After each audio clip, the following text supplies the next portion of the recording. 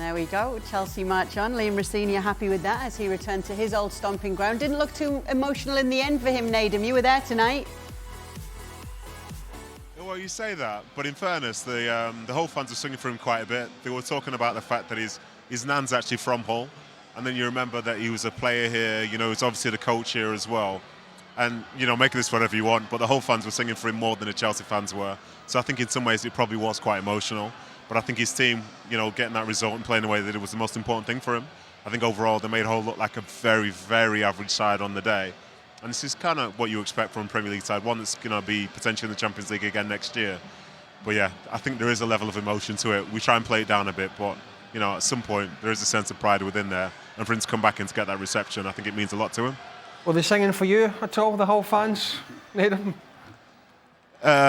Well, given the incident last time I was here when I got sent off, straight red card for some strong play, I don't think they were really singing for me now. Bodily harm, but it's fine, you know, I can get over it.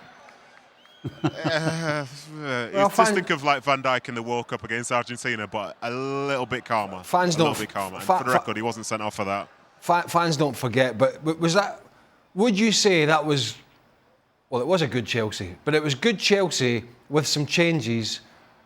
But was that a true reflection of Hull City, or do you think they'll be in that dressing room thinking, do you know what? No. We didn't really lay a glove on this Chelsea side.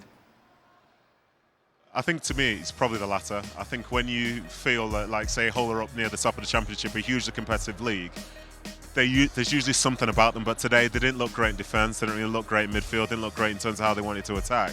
So realistically, the problems that they offered to Chelsea were very few and far between.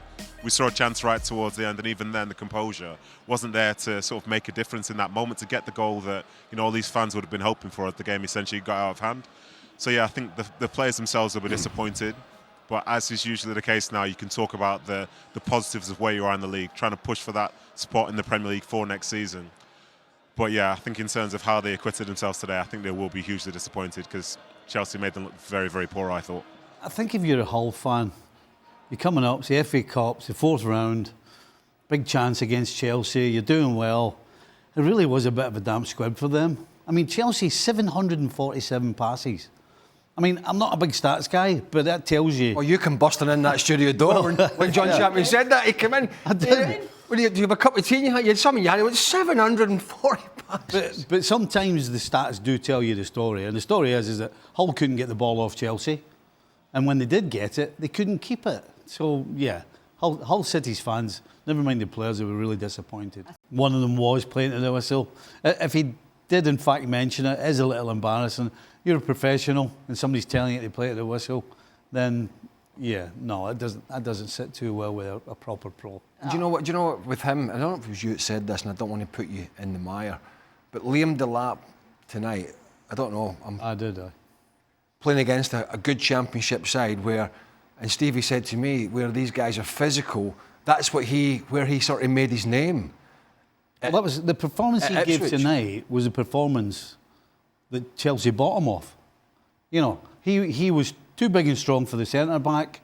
He held the ball up, he set people up, and of course at Ipswich, he scored some goals. So this was the Liam Delap that Chelsea signed. Unfortunately, so far, he's not been able to produce anything in the Premier League. Now, maybe it's going to take him some time, but I think it was pretty clear that he showed tonight right now where his level is, and that's at the top of the Championship. So he has to take a big step forward and start producing these performances in the Premier League. Well, he stood out in the Ipswich side, didn't he? Because they got promoted and they came into the Premier League and they didn't dominate many games and they struggled for results. But he stood out because he was an amazing battering. I don't want to be, you know, disrespectful to him up front because he's not a bad player. But he gave centre-halves in the Premier League something they weren't getting every week, and that was a tough time, just with his work rate. And it kind of stood out in that Ipswich side because they were struggling. But now playing for a team that do things differently and dominate games, it's a different game he has to play.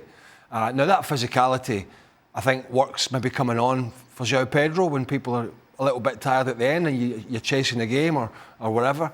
But I think, you know, at that level tonight, playing against Championship players, you know, he stood out because he was able to outmuscle them and do what he did when he was in the Championship with Ipswich.